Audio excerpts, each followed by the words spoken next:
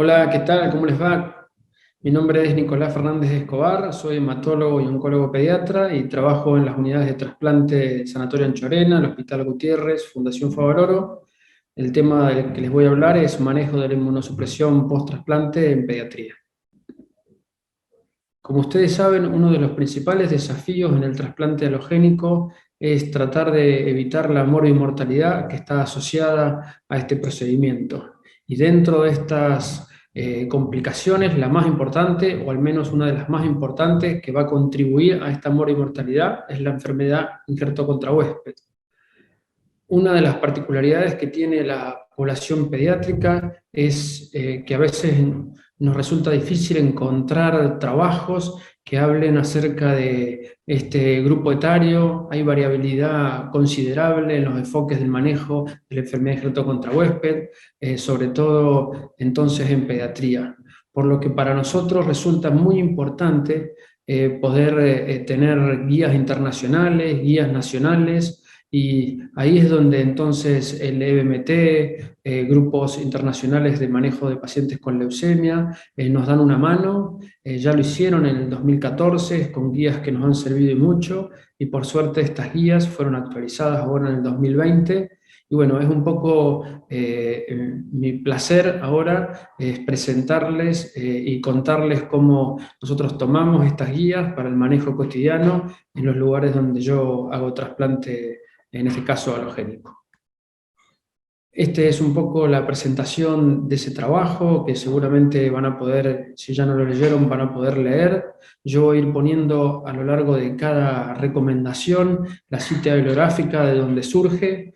Este trabajo viene después de un proceso muy importante donde se juntaron un panel de expertos, 20 expertos europeos que tomaron los principales ítems que abarcan a la enfermedad de injerto contra huésped y al manejo de la inmunosupresión en el paciente intratrasplante y post-trasplante.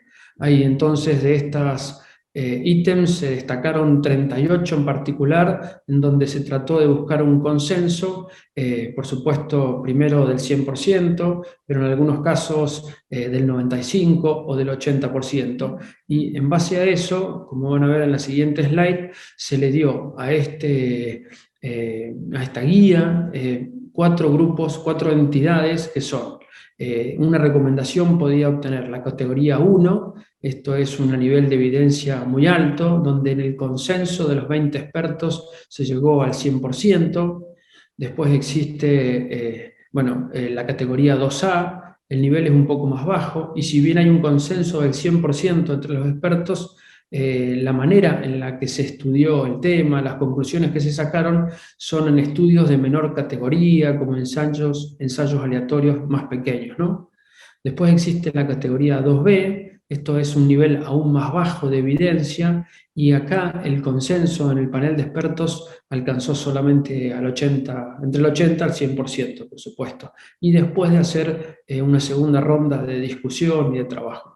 Y finalmente vamos a tener una categoría 2C, en donde la evidencia que tenemos no es una evidencia que esté respaldada de manera directa, está incluida en protocolos, es todavía muy prematuro para tener la calidad de evidencia que muestran las otras categorías.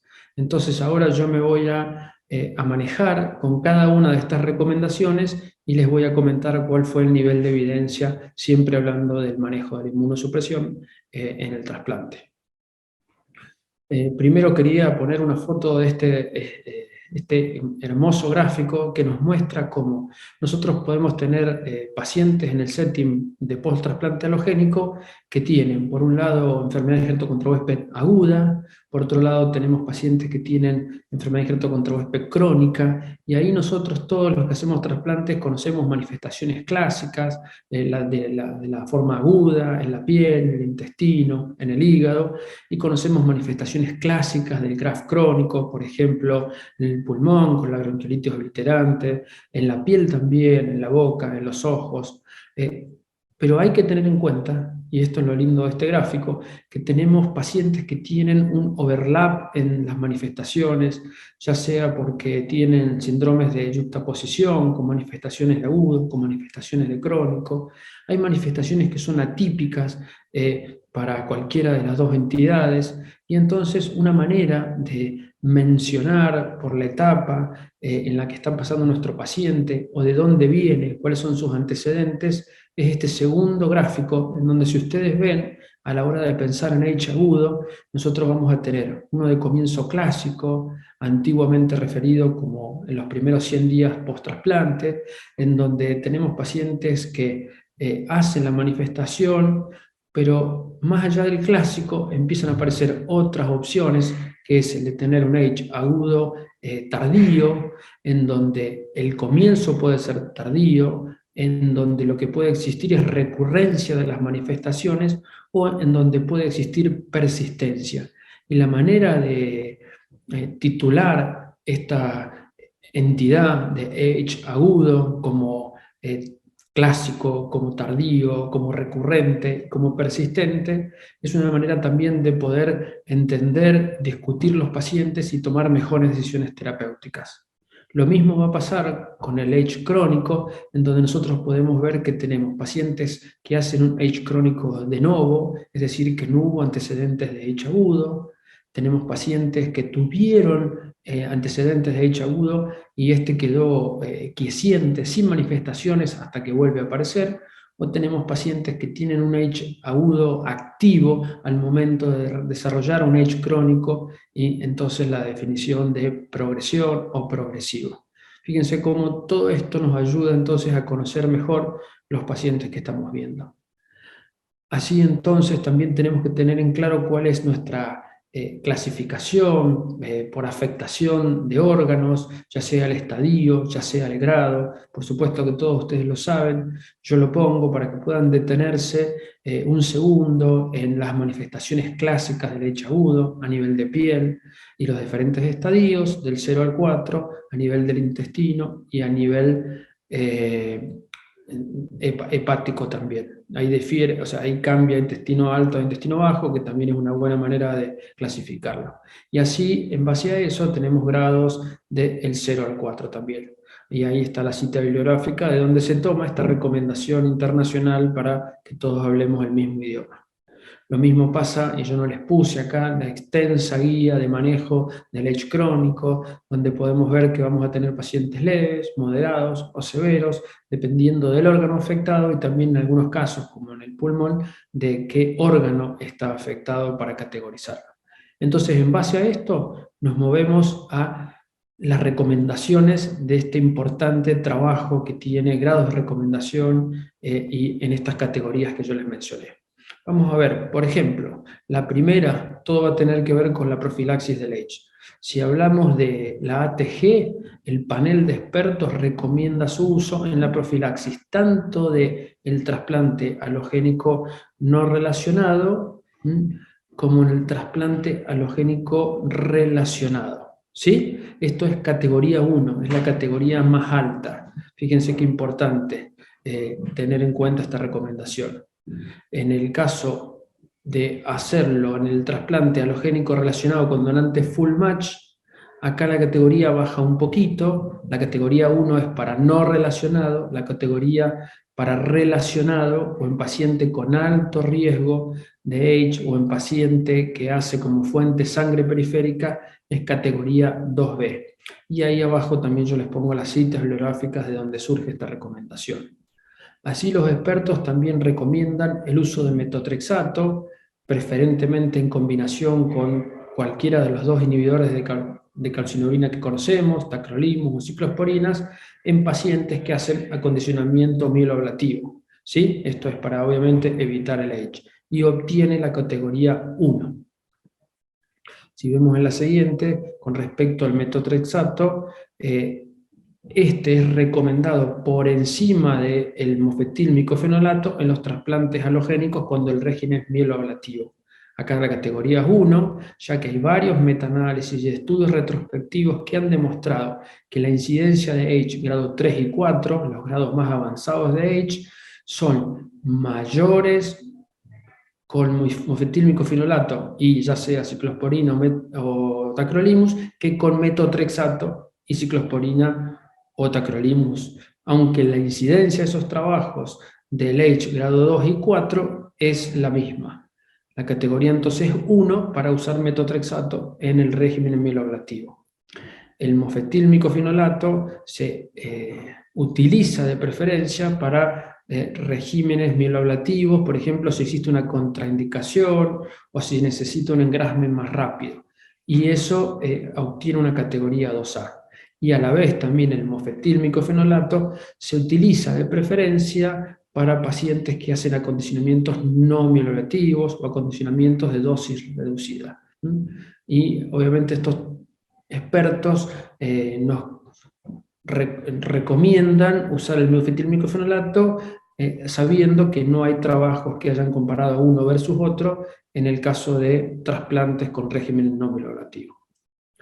Seguimos avanzando y lo que podemos leer de este panel de expertos es que se recomienda, ya sea de manera indistinta, tacrolimus que ciclosporina. Habla acerca de que en Europa la ciclosporina, la mayoría de los expertos son europeos, está mucho más usada de manera mancomunada, hay más experiencia, más tiempo, más publicaciones. Sin embargo, la recomendación de los expertos es usar uno versus otros, y ahí pueden ver todas las citas bibliográficas que muestran comparativamente que esto es así. Por eso la categoría de 1. Con respecto a la ciclosporina, esta se puede usar desde el día anterior a la infusión de CPH y se puede usar 2 veces por día o en infusión de 24 horas, con una dosis inicial de 3 miligramos kilo día, categoría 2B. Una parte importante de discusión en este panel de expertos fue qué concentración sérica, y ahí ellos dividen las primeras 4 semanas. Donde más trabajos hay es con ciclosporina versus tacrolimus, por eso hay una clara recomendación de usar, de tratar de buscar una concentración sérica de ciclosporina de entre 200 a 300 microgramos por litro en las primeras 4 semanas, y es categoría 2A. Sin embargo, cuando salimos de esas 4 semanas, hasta 3 meses después del trasplante, la concentración sérica de ciclosporina puede bajar, buscando entonces como target de 100 a 200 microgramos por litro. Eso es la categoría más baja de la recomendación, es la categoría 2C, que está basada en opinión de expertos. Y eso obviamente tiene en cuenta el equilibrio entre la posibilidad de desarrollar enfermedad de Hurtado-Huésped o la recaída. Si seguimos avanzando, el dosaje de ciclosporina o tacrolimus se recomienda hacer desde sangre periférica para tratar de evitar la contaminación que a veces vemos cuando hacemos este dosaje de un acceso venoso central. Eso es categoría 2A. Un área muy muy importante que todos los que hacemos trasplantes vivimos en cotidiano en el consultorio post-trasplante es el tapering de los inhibidores de calcinerina o del micofenolato. En un paciente estándar la recomendación va a ser empezar el tapering a los 3 meses para lograr la suspensión a los 6 meses, por supuesto si no hay antecedente de H agudo. Esta reducción siempre debe estar adecuada al riesgo de recaída, a la presencia o ausencia de enfermedad injerto contra huésped. Por lo tanto, en pacientes de alto riesgo de recaída, el tapering aún puede ser más rápido, sobre todo si tenemos al paciente habiendo recibido CPH de médula ósea. Y eso es categoría 2A, que también está bastante bien los trabajos que sustentan esta recomendación. No se debe descender ni tacrolimus ni ciclosporina si hay signos de H con actividad aguda o crónica, excepto la recomendación dice que excepto si hay H cutáneo leve. Ahí se puede intentar descender. El metotrexato del día +1, la dosis es a 15 miligramos metro cuadrado, y las subsiguientes, que son el +3, +6, si es necesario la +11, se hacen a 10 miligramos metro cuadrado.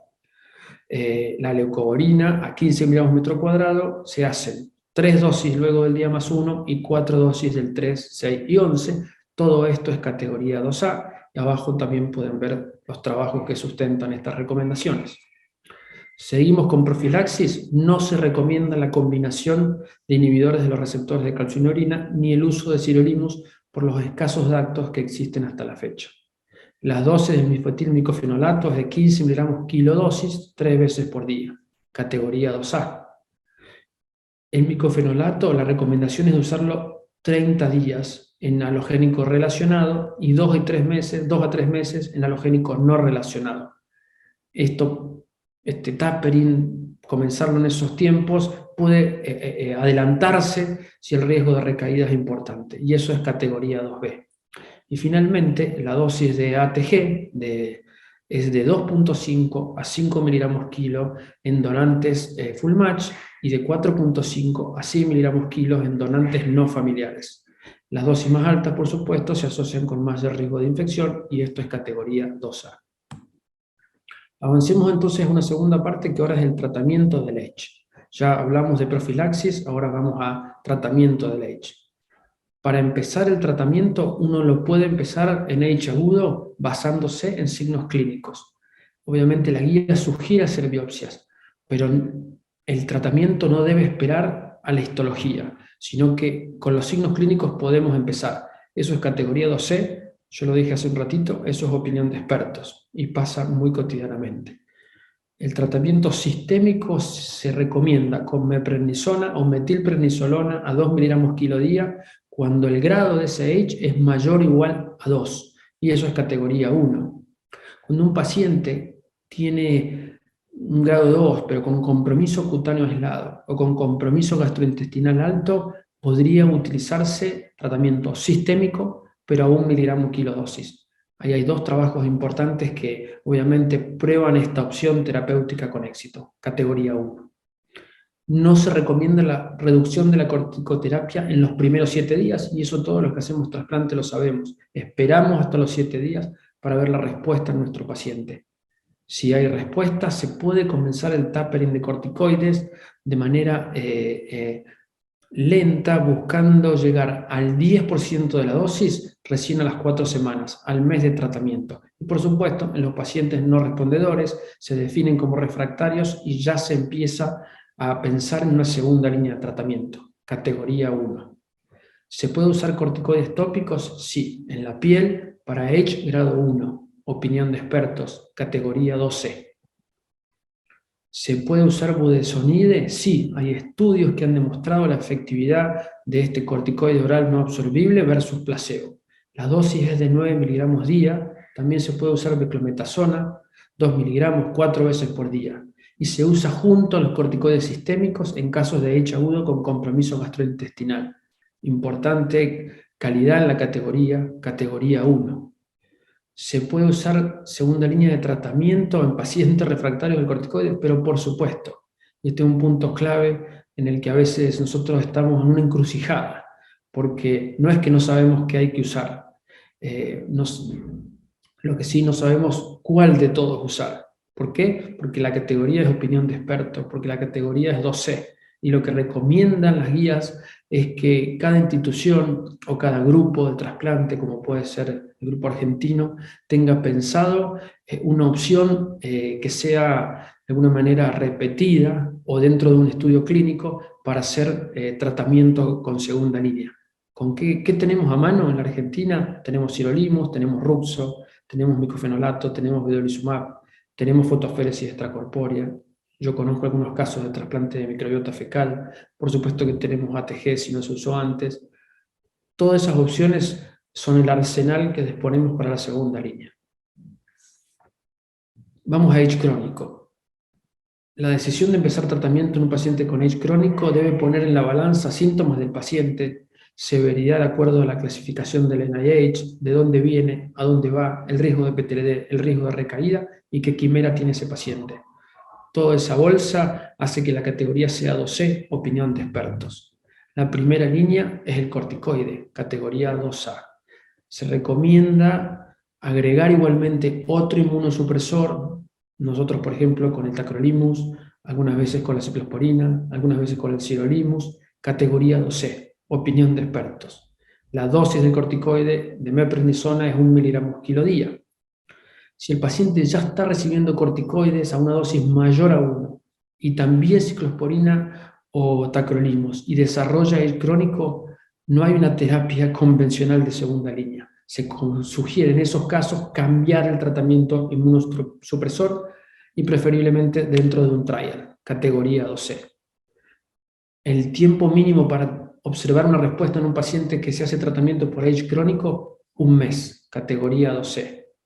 Sí existe consenso sobre el uso del esquema FAM, que ustedes saben que es fluticasona, acitromicina y montelukast, en los pacientes que tienen H pulmonar, por supuesto asociado a tratamiento sistémico. No se recomienda el uso crónico de acitromicina si esta bronquiolitis obliterante logró un momento de estabilidad, ya que hay algunos papers que demostraron que el uso crónico de acitromicina se asocia con riesgo aumentado de recaída del cáncer, categoría 2A. Finalmente, y para ir terminando, igual que en el H agudo, no existe una segunda línea estándar.